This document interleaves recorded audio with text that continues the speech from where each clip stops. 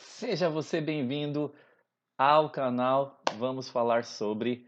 E olha que a gente está voltando depois de um hiato aí de alguns 2 meses, pelo menos, sem um vídeo novo aqui no canal. Eu cheguei até a preparar a aula, cheguei até a preparar os slides para poder gravar os vídeos e tudo mais, mas infelizmente esses últimos meses aí foram meses meio loucos aqui pra mim, né? Eu falei pra vocês que eu ia mudar de novo, tava mudando para uma outra casa e agora nós mudamos de novo. Estamos arrumando muita coisa ainda, então estamos naquele momento de organizar as coisas novamente. Aqui isso tem tomado bastante tempo, muito tempo mesmo, né? Fora outras coisas relacionadas ao trabalho também, e tudo mais. Então esses 2 últimos meses, assim, tanto pro meu canal aqui, quanto pro canal Geek Lestat, que é o meu canal nerd, né? Para os dois canais foi, assim, totalmente impossível parar para poder gravar alguma coisa. Eu falei, não, vamos tentar hoje, tentar gravar alguma coisa para postar no canal. E aproveitando, gostaria de agradecer a vocês aí que ainda continuam aqui no canal, que ainda escrevem mensagens lá falando sobre os vídeos antigos que tem aqui no canal, que vocês continuam assistindo. E muito obrigado mesmo, tá? É um prazer sempre poder estar aqui para poder falar para vocês, falar um pouquinho sobre as coisas do Evangelho, especificamente sobre o Vem Segue-me. Nesse ano a gente está vendo aí o Vem Segue-me do Velho Testamento, que é tão especial. E eu gostaria realmente de estar podendo falar com vocês toda semana sobre o Vem Segue-me do Velho Testamento, mas infelizmente esse ano foi meio conturbado. Eu espero que no Novo Testamento dê para a gente estar mais junto aí durante todas as semanas para poder falar um pouquinho mais sobre esse livro.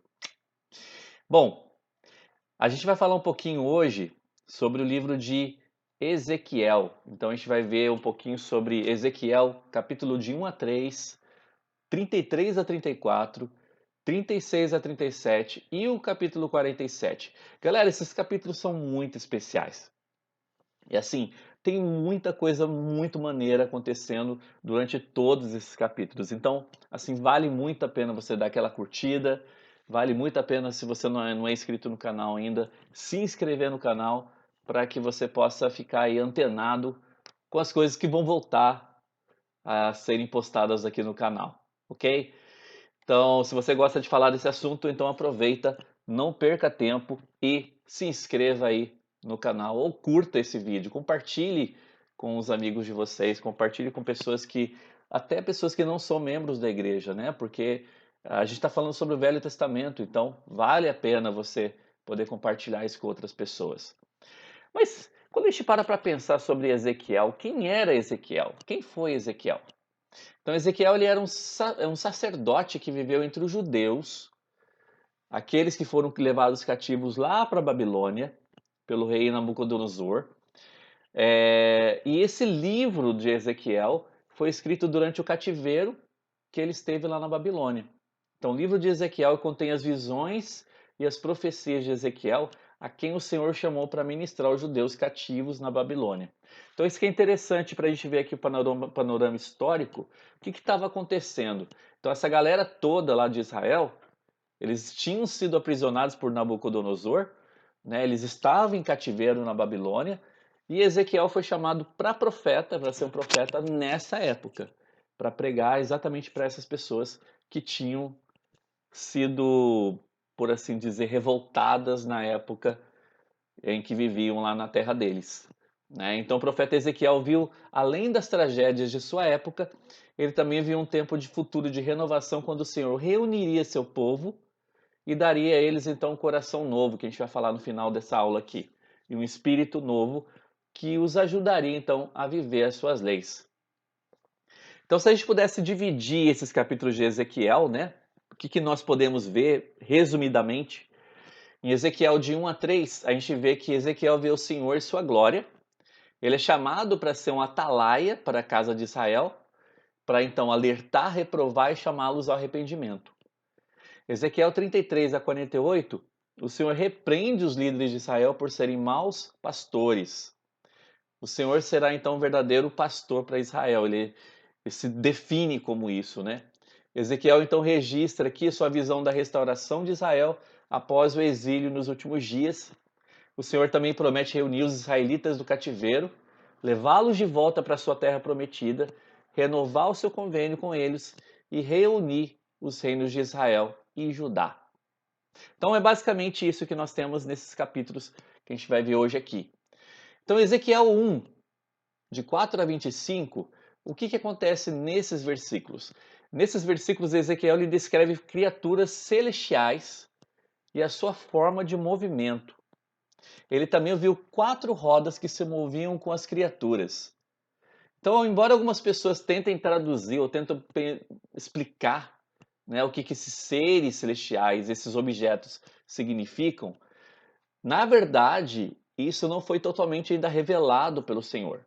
Então, nós não temos uma revelação total sobre o que significa essas coisas, né? A gente pode supor o que significam esses símbolos e tudo mais, mas nós não temos como Apocalipse, como acontece com o Apocalipse, né? Nós não temos uma explicação literal do Senhor em relação a isso. Então lá no versículo 26 a 28 fala o seguinte: E por cima do firmamento que ficava por cima das suas cabeças, havia uma semelhança de trono, como de uma safira, e sobre a semelhança do trono, uma semelhança com o aspecto de um homem que estava por cima sobre ele. E vi como a cor do âmbar, como o aspecto do fogo pelo interior dele, desde o aspecto dos seus lombos e daí para cima, e desde o aspecto dos seus lombos e daí para baixo, vi como a semelhança do fogo e um resplendor ao redor dele. Como o aspecto do arco que aparece na nuvem do dia da chuva, o arco-íris, né? Assim era o aspecto do resplendor em redor. Esse era o aspecto da semelhança da glória do Senhor. E vendo-a, eu caí sobre o meu rosto e ouvi a voz que falava. Então, nesses versículos aqui, ele está mostrando esses símbolos para a gente, justamente para mostrar a grandiosidade do Senhor, né? E mostrar que realmente o Senhor, Jesus Cristo, Jeová, né? Que era sobre ele que estava sendo falado aqui, que Jeová ele realmente era o Rei dos Reis. Por isso que ele mostrou a grandiosidade do trono dele, como que esse cenário iluminava todo o restante, né? Mostrando realmente que nós dependemos desse tipo de luz para que possamos viver, né? Que possamos obter as revelações do Senhor. Lá do versículo 5 a 14, fala sobre 4 criaturas com 4 rostos. Então, só para a gente poder entender um pouquinho isso aqui, está no livro do Instituto. Fala assim: em sua visão, Ezequiel viu 4 criaturas, cada um com 4 rostos. E a semelhança dos seus rostos era como o rosto de homem, de leão, de boi e de águia. Então o apóstolo João teve uma visão semelhante. É interessante que agora faz um panorama aqui, né, uma comparação entre o que João escreveu lá em Apocalipse e o que a gente tem escrito aqui por Ezequiel. Em sua visão, as criaturas foram descritas como sendo semelhantes a um leão, semelhante a um bezerro, tendo o rosto de um homem e sendo semelhante a uma águia voando. O profeta Joseph Smith explicou que os 4 animais da visão de João representam as classes dos seres, E os rostos das criaturas na visão de Ezequiel parecem representar também a mesma coisa, as classes dos seres viventes, né? A interpretação a seguir é de um antigo comentarista judeu que concorda com esse tipo de ponto de vista. O homem é exaltado entre as criaturas. A águia é exaltada entre as aves. O boi é exaltado entre os animais domésticos, né? E o leão é exaltado entre as feras. E todos eles receberam domínio e grandeza. E foi dada a eles, ainda assim, estão sujeitos ao poder do santo. Então, o que ele fala aqui é que cada um desses símbolos, né, representava tipo uma liderança de um dos seres, né? Então o homem estava ali como exaltado entre todas as criaturas, né? A águia estava lá exaltada, representando todas as aves e assim por diante. E todos eles estavam sujeitos ao poder do Santo, ou seja, ao poder de Jesus Cristo. Ezequiel viu então que o trono de Deus ficava acima de todas as criaturas. Essa colocação representa seu domínio sobre todas as coisas viventes. Embora proporcione os meios para que todas as criações, tanto homens como animais, entrem na glória eterna, cada um na sua respectiva ordem. Então, apesar de todos esses seres poderem ser exaltados, na verdade eles vão ser exaltados, mas a glória ainda vai ser do Pai Celestial e de Jesus Cristo. Ou seja, o poder maior vai vir deles. Né? Então, independente se nós estivermos exaltados ou não, precisaremos da glória do Pai Celestial e de Jesus Cristo. E aí, Jesus começou então a falar, Jeová, né, começou ali a falar com Ezequiel.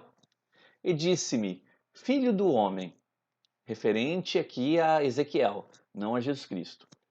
Põe-te sobre os teus pés e falarei contigo. Então entrou em mim o Espírito, falando ele comigo, que me pôs sobre os meus pés e ouvi o que me falava. Olha que interessante o que está falando aqui. A gente vê que Ezequiel ele começou a conversar com Cristo, mas ele pôde ter esse tipo de conversa só porque ele estava envolvido pelo Espírito. Que é o que ele falou aqui. Entrou o Espírito em mim, falando ele comigo. E quando a gente para poder falar um pouquinho sobre a linguagem do Espírito, né, o Espírito Santo ele se comunica com o nosso Espírito. E é exatamente o que aconteceu ali. Né? Então, para que Ezequiel ele pudesse ter essa conversa com Cristo, ele precisou ser envolto ali pelo Espírito. Né? Então, eu tenho uma pergunta aqui para a gente. Qual é o papel do Espírito ao nos ajudar a ouvir e entender as palavras do Senhor? Por que é tão importante nós termos o Espírito Santo para nos ajudar a entender a palavra de Cristo? Continuando, no versículo 3 e 4. E disse-me, filho do homem, eu te envio aos filhos de Israel, as nações rebeldes que se rebelaram contra mim. Eles e seus pais transgrediram contra mim até mesmo esse dia. Eles são filhos de semblante duro e obstinados de coração. Então ele está falando aqui para quem que Ezequiel deveria voltar, né? Para poder falar sobre o evangelho. E ele deveria pregar exatamente aos israelitas, aos filhos daqueles que passaram pelo deserto e tudo mais, netos daquela galera toda. Só que eles eram com o coração duro, eles estavam com o coração duro. E tu, ó filho do homem, não os temas, nem temas suas palavras, ainda que sejam sarças e espinhos para contigo. E tu habites com escorpiões, não temas as tuas palavras, nem te assustes com o rosto deles, porque casa rebelde são eles. Então ele deu uma chave aqui para Ezequiel, olha, vai acontecer isso, isso e isso, mas não se assuste, não se amedronte, né? Não fique amedrontado perante essas pessoas, porque rebeldes eles são, eles realmente estão com o coração duro, mas vai lá e faz o teu papel. E ele falou para Ezequiel, e porém tu lhes dirás as minhas palavras, quer ouçam, quer deixem de ouvir, porquanto eles são rebeldes. Então, independente do que iria acontecer ali, Ezequiel precisaria ir até essas pessoas para poder pregar o evangelho. Lá no capítulo 2, versículo 9 a 10, fala que o Senhor deu a Ezequiel um rolo de livro. E esse rolo de livro era um pergaminho com escritos na frente e no verso. Esse pergaminho ele continha as palavras que o Senhor queria que Ezequiel falasse a Israel. E eles incluíam lamentações, suspiros e ais pela rebelião do povo. Isso está tudo lá no capítulo 2, versículo 10. Lá no versículo 1 até 3 fala o seguinte: Depois me disse, filho do homem, come o que achares, come este rolo, e vai e fala à casa de Israel. Né? Então aqui quando ele fala comer o rolo, né, na verdade seria no sentido de internalizar a palavra de Deus. Era isso que Ezequiel ele precisava fazer, tornar aquela palavra de Deus internizada dentro dele, e que ela pudesse fazer parte de sua vida. Então quando ele fala sobre comer este rolo, é realmente entender a palavra de Deus com todo o seu coração. E o principal, né? Fazer com que essas coisas possam fazer parte de sua vida. Então abri a minha boca e ele me deu o rolo para comer. E disse-me: Filho do homem, dá de comer ao teu ventre e enche as tuas entranhas deste rolo que te dou. Então eu comi e era na minha boca doce como mel. Quando fala aqui que o evangelho que ele recebeu do Senhor era doce como mel. Então nós podemos ver aqui a questão por que é tão importante nós entendemos e temos o testemunho dessas coisas em nossa vida. E um testemunho realmente pelo Espírito sobre essas verdades. E por que essas verdades são tão importantes para a gente poder entender? Né? Para que nós possamos ter esse tipo de resposta também. E pensar, poxa, isso daqui é realmente doce como mel na minha vida. Ou seja, me traz realmente muita alegria. Ezequiel 3, de 4 a 14, fala que o Senhor ordenou que Ezequiel falasse as suas palavras ao povo. Então, embora Ezequiel ali enfrentasse ali oposição, o Senhor estava ali fortalecendo a resolução de Ezequiel de ensinar os rebeldes filhos de Israel. Então, o Senhor o tempo todo deu esse tipo de força para Ezequiel. E olha que o Elder Hiring fala aqui. Por ser bondoso, o Senhor chama servos para divertir as pessoas de perigos. Por ser bondoso, o Senhor chama seus servos para que nós possamos ser advertidos. Esse chamado é ainda mais importante e mais difícil porque as advertências mais valiosas são as que referem a perigos que as pessoas não consideram reais. Isso é um discurso da Liahona de 2009, chamado Ergamos Nossa Voz de Advertência. Então, embora os profetas sejam chamados a falar e ensinar a palavra de Deus, nem toda declaração que eles fazem se torna uma doutrina. Isso é importante a gente notar, né? Porque quando a gente pega, por exemplo, coisas que Brigham Young falava, ou que o próprio Joseph Smith falava na época deles, nem tudo que eles falavam era doutrina. Né? O Elder Christopherson, ele falou o seguinte: devemos lembrar que nem toda declaração feita por um líder da igreja, no passado ou no presente, é obrigatoriamente doutrina. É consenso na igreja que uma declaração feita por um líder em uma única ocasião representa geralmente uma opinião pessoal, embora bem ponderada, sem intenção de que se torne uma coisa oficial ou válida para toda a igreja. O profeta Joseph Smith ensinou que um profeta só é profeta quando ele está atuando como tal, ou seja, como ele está atuando como profeta, e não quando ele está expressando a sua opinião. Isso está lá em Doutrina de Cristo, o nome desse discurso, né, de uma liahona de maio de 2012. Então Ezequiel foi chamado para pregar aos israelitas que já haviam ignorado as admoestações dos profetas e agora eles estavam sofrendo consequência de seus pecados enquanto eles viviam ali cativos na Babilônia. Ezequiel 33, versículo 10 fala o seguinte: Tu, pois, filho do homem, dize à casa de Israel: Assim falai vós, dizendo: Visto que nossas transgressões e os nossos pecados estão sobre nós, e nós desfalecemos neles, como viveremos então? Então, uma pergunta que estava sendo feita ali, né? Poxa, olha, a gente está cheio de pecado, nós estamos desfalecendo por causa desses pecados, então como que nós vamos viver com esses pecados? E aqui é uma pergunta interessante porque muitas vezes nós estamos tão envolvidos no pecado que a gente esquece que existe uma promessa do Senhor para que nós possamos desfrutar de paz e felicidade novamente.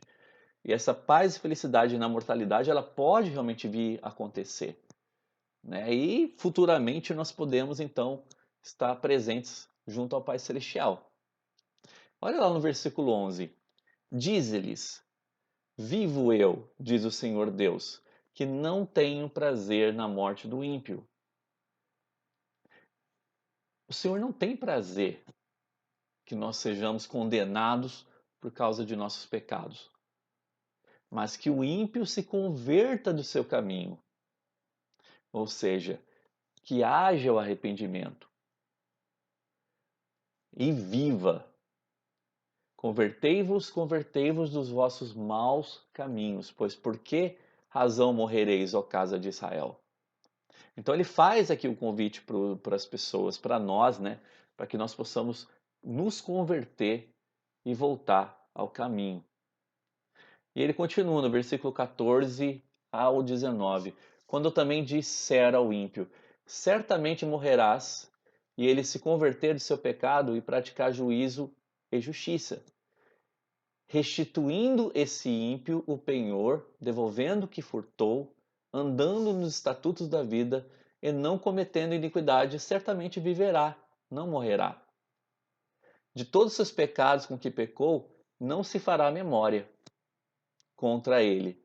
Juízo e justiça praticou, certamente viverá. E convertendo-se o ímpio de sua impiedade e praticando juízo e justiça, ele viverá por eles. Aqui ele fala para a gente do caminho do arrependimento, que ele precisa haver uma restituição, né? Não é somente se arrepender e acabou, né? Precisa haver uma restituição dependendo do que foi. Nós precisamos evitar cometer esse tipo de iniquidade novamente, né? Porque senão a gente vai entrar no ciclo da iniquidade. Então, eu vou lá, cometo o pecado, depois eu vou e me arrependo, volto a cometer o pecado, me arrependo de novo. O Senhor realmente ele está preparado para nos perdoar, né? Mas a questão é o quanto que a gente vai abusar dessa situação, né? Olha o que fala aqui. O julgamento final não é apenas um balanço total dos atos bons e ruins que nós tivemos. É a constatação do efeito final de nossos atos e pensamentos, ou seja, do que nos tornamos. Não basta fazer tudo mecanicamente. Os mandamentos, as ordenanças, os convênios do Evangelho não são uma lista de depósitos que precisamos fazer numa conta bancária celestial. O Evangelho de Jesus Cristo é um plano que nos mostra como podemos nos tornar o que o nosso Pai Celestial deseja que nos tornemos. Eu gostei dessa parte, né, que fala que, na verdade, os mandamentos do Senhor, a forma de nós podemos receber esse tipo de situação celestial, não é uma conta que a gente vai lá e deposita, né, todo mês a minha parte nesse processo. Não é assim que acontece, né? Tem uma outra situação aqui, da Aliarrona de abril de 94, chamada Converter-se do Pecado. E fala assim: uma pessoa pode assumir incorretamente a partir desses versículos que o arrependimento é fácil e que podemos nos envolver com o pecado e depois rapidamente nos converter do pecado e tudo vai ser esquecido. Elder Dallin Oaks, do Quórum dos Doze, ele ensinou o seguinte: toda a nossa experiência confirma o fato de que precisamos passar por um sofrimento pessoal no processo do arrependimento. E nos casos de transgressão grave, esse sofrimento pode ser severo e pode ser prolongado. Por que é necessário que soframos no processo de arrependimento pelas transgressões graves? Temos a tendência de achar que a consequência do arrependimento é simplesmente a purificação do nosso pecado. Mas esse é um entendimento incompleto sobre arrependimento. Se uma pessoa passou pelo processo que resulta no que as Escrituras chamam de um coração quebrantado e um espírito contrito, o Salvador faz mais do que purificá-lo do pecado. Ele lhe dá novas forças. Esse fortalecimento é essencial para que compreendamos o propósito da purificação, que é o retorno à presença de nosso Pai Celestial. Para ser permitido que entremos em Sua presença, precisamos estar mais do que puros. Devemos também ser transformados de uma pessoa fraca, moralmente que pecou, em uma pessoa com estatura espiritual para habitar na presença de Deus. Então a gente vê aqui que, na verdade, o arrependimento não é somente para que eu tenha uma purificação dos pecados, mas é para que Ele realmente possa me dar forças para que eu possa voltar e ter chances de voltar e estar na presença de Deus, que eu possa aguentar a glória celestial. Ezequiel 33, versículo 22 a 33, fala que Ezequiel descobriu que Jerusalém tinha sido destruída. Então Ezequiel profetizou que aqueles que permanecessem ou se mudassem para a terra de Israel e se regozijassem na destruição de Jerusalém também seriam destruídos. O Senhor também disse a Ezequiel que os israelitas ouvem as tuas palavras, mas não põem por obra. Ou seja, entra por aqui e sai por ali. Quantas vezes a gente é mesmo jeito, né? Nós somos do mesmo jeito. Lá no capítulo 34 fala o seguinte: Filho do homem, ou seja, Ezequiel, profetiza contra os pastores de Israel. Profetiza e diz aos pastores: Assim diz o Senhor Deus: Ai dos pastores de Israel, que se apacentam a si mesmos. Porventura não deveriam os pastores apacentar as ovelhas? As fracas não fortalecestes, e a doente não curastes, e a quebrada não ligastes, e a desgarrada não tornasse a trazer, e a perdida não buscastes, porém dominais sobre elas com rigor e dureza. Assim se espalharam por não haver pastor, e ficaram para pasto de todas as feras do campo, portanto se espalharam. As minhas ovelhas andam desgarradas por todos os montes e por todo o alto outreiro, e as minhas ovelhas andam espalhadas por toda a face da terra, sem haver quem as procure, sem haver quem as busque. Porque assim diz o Senhor Deus: Eis que eu mesmo procurarei as minhas ovelhas e as buscarei. Se o homem não está fazendo o papel dele como pastor, para tomar conta realmente das ovelhas, o Senhor vai fazer esse papel. Mas nós temos responsabilidade nesse papel. E nós vamos ser cobrados por isso também. Lá no versículo 12 fala assim: Como o pastor busca o seu rebanho no dia em que está no meio de suas ovelhas dispersas, assim buscarei as minhas ovelhas e as fareis escapar de todos os lugares por onde andam espalhadas, no dia da nuvem e da escuridão. E aqui é interessante porque o Senhor está fazendo uma alegoria relacionada tanto às ovelhas que estão perdidas, né, os membros que precisam voltar para a igreja, para o evangelho, né? E é claro, isso vai ser um processo que vai acontecer junto com arrependimento, vai acontecer junto com orientações do Espírito Santo, vai acontecer junto com os líderes que vão tentar ajudar essa pessoa. Mas também ele está falando aqui sobre a volta dos israelitas para a terra deles. Então, na verdade, ele está falando também sobre a coligação de Israel, que ela iria acontecer, né? Então, essas ovelhas, esses israelitas não ficariam perdidos para sempre. Eu apacentarei as minhas ovelhas e as fareis repousar, diz o Senhor Deus. A perdida buscarei e a desgarrada tornarei a trazer, e a quebrada atarei, e a enferma fortalecerei. Mas a gorda e a forte destruirei, apacentá-la-leis com justiça. O Senhor está prestes, né? Ele está pronto ali para fazer a parte dele. E nós estamos prontos para fazer a nossa parte. E essa é uma pergunta que é difícil ser respondida, né? Muitas vezes. Quantas desculpas nós colocamos em nossa vida para não fazer o que precisamos fazer? Ezequiel 34 fala o seguinte: nesses versículos, né, 17 a 31, Ezequiel profetizou que o Senhor libertaria seu povo de seus opressores. E essa profecia também se refere à época que o Senhor virá à terra nos últimos dias e reunirá as ovelhas perdidas de Israel por meio de convênios. Elas então viverão com ele em segurança e nunca mais serão dispersas. Existe uma promessa então para os israelitas, né? Ezequiel 35 até o capítulo 36 fala que depois que Jerusalém foi destruída e muitos dos judeus foram levados cativos para a Babilônia, o povo de Edom, uma nação vizinha de Israel e Judá, planejou então tomar conta da terra que agora estava despovoada. Jeová prometeu que por ter o povo de Edom se regozijado com a destruição de Israel, eles também seriam destruídos. E a sua terra então seria deixada despovoada também.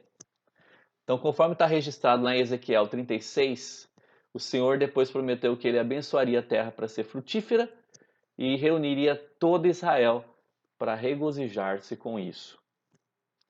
Capítulo 36, versículo 25 a 27.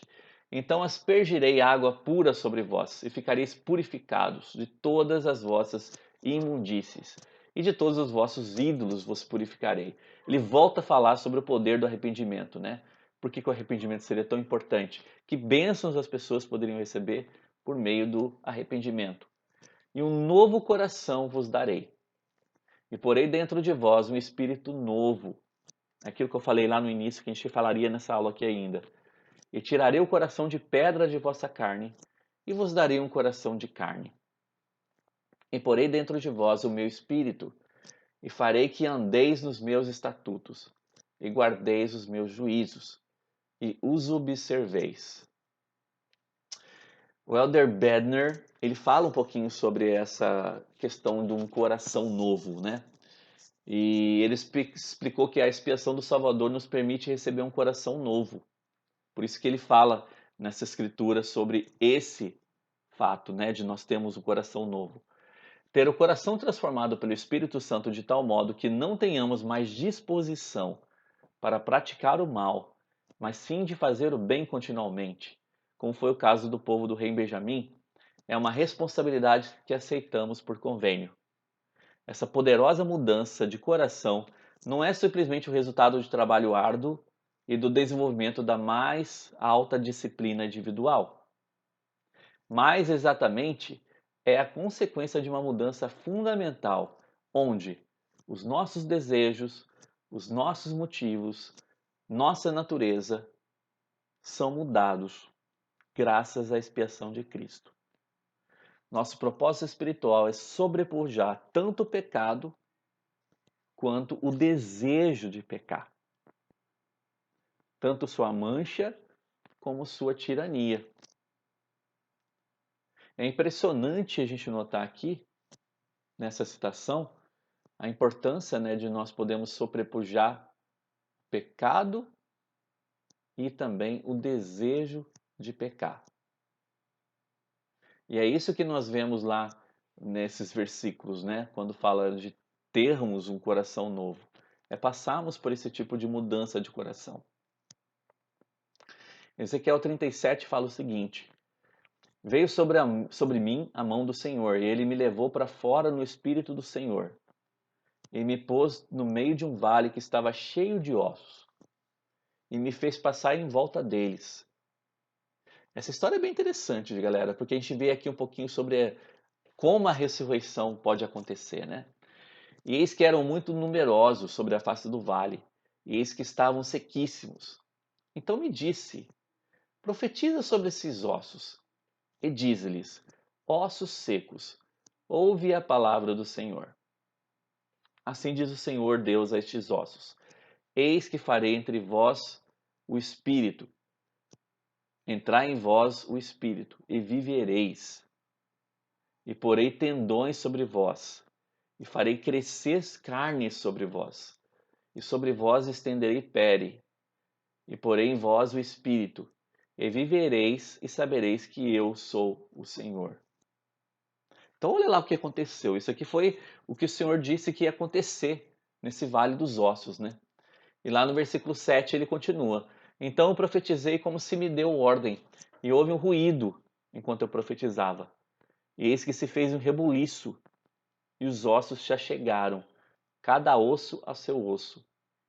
E olhei, e eis que vinham tendões sobre eles, e cresceu a carne, e estendeu-se a pele por sobre eles. Porém não havia neles o espírito.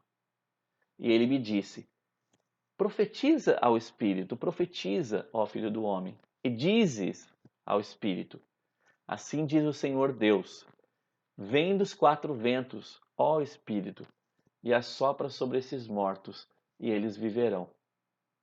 E profetizei, como o Senhor tinha me dado a ordem.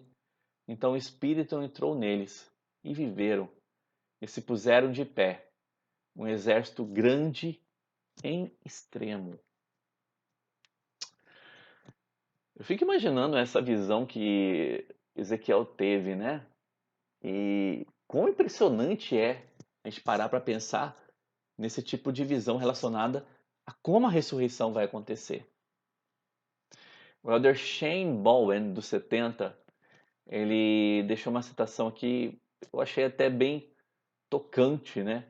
Relacionada à ressurreição. E ele fala o seguinte: lembre-se de quando forem ao funeral de um ente querido, do que sentiram no coração a saída do cemitério e olharem para trás e verem o caixão solitário, com o coração esfacelado de dor. Lembre-se disso. Eu testifico que, graças a Ele, sim, o nosso Salvador, esses sentimentos de tristeza, solidão, desespero serão um dia substituídos por uma plenitude de alegria.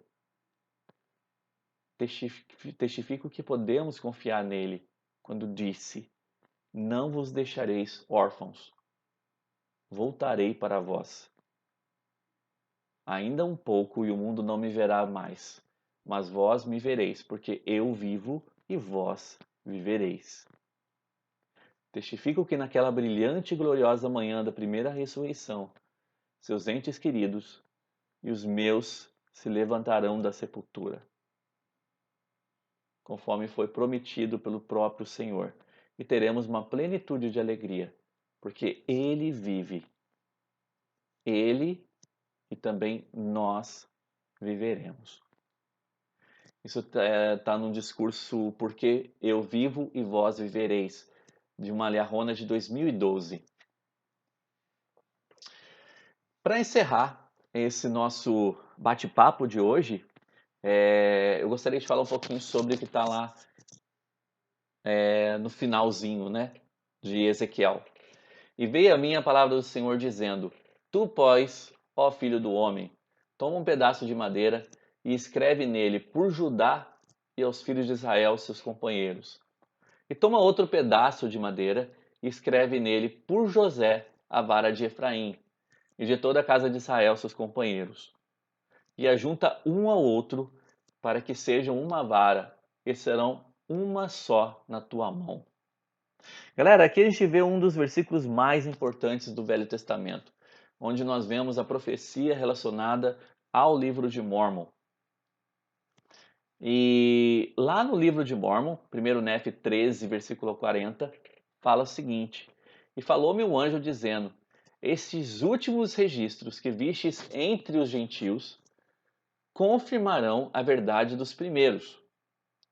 Ou seja, esse registro, que seria o livro de Mórmon, ele confirmaria aquilo que foi registrado primeiramente, ou seja, a Bíblia, que são o registro dos 12 apóstolos do Cordeiro.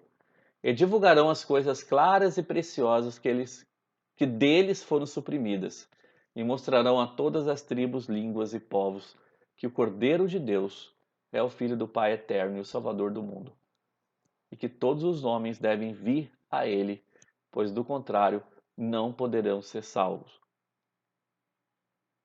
A Bíblia precisa do livro de Mórmon, assim como o livro de Mórmon precisa da Bíblia. Os dois estão ali para se complementarem. Os dois juntos vão nos ajudar a entender muito mais sobre o que significa o Evangelho. Elis Rasmussen, ele é um autor de um comentário dos Santos dos Últimos Dias do Velho Testamento. Ele falou um pouquinho sobre essa questão de varas, né? Então ele falou o seguinte: traduzida normalmente como vara, a palavra hebraica usada é etz, uma palavra genérica que significa madeira.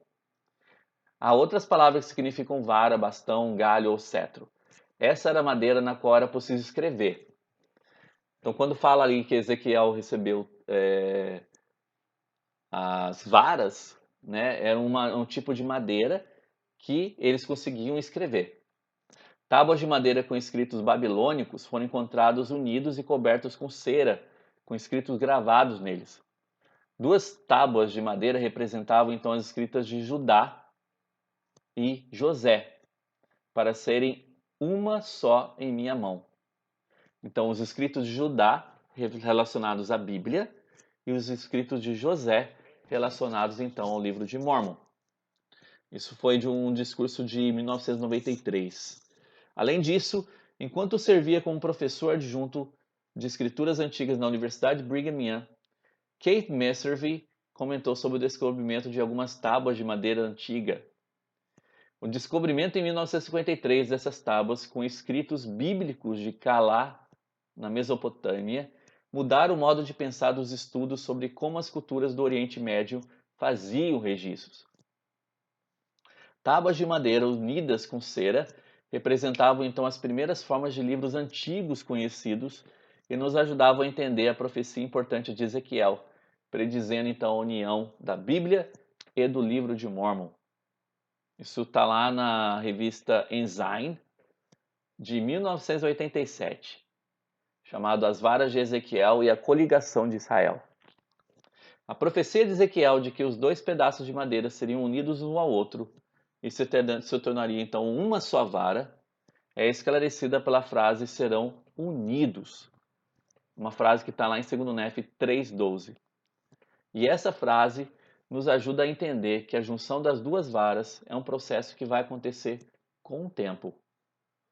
Então a vara, ou registro de Judá, e a vara, ou registro de Efraim, ficaram agora tão entrelaçados que ao estudar somos levados a estudar o outro, ao aprender como um somos iluminados pelo outro.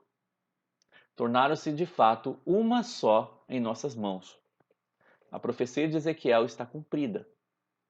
Com o passar dos anos, essas escrituras hão de produzir sucessivas gerações de fiéis cristãos que conhecem o Senhor Jesus Cristo e estão dispostos a fazer sua vontade. As revelações serão concedidas a eles como nenhum outro na história do povo. Em suas mãos são agora colocados registros de Judá e José. Eles vão ter um conhecimento do Evangelho muito maior do que seus antepassados conseguiram alcançar. E eles vão ter um testemunho que Jesus é o Cristo e serão capazes de proclamá-lo e defendê-lo.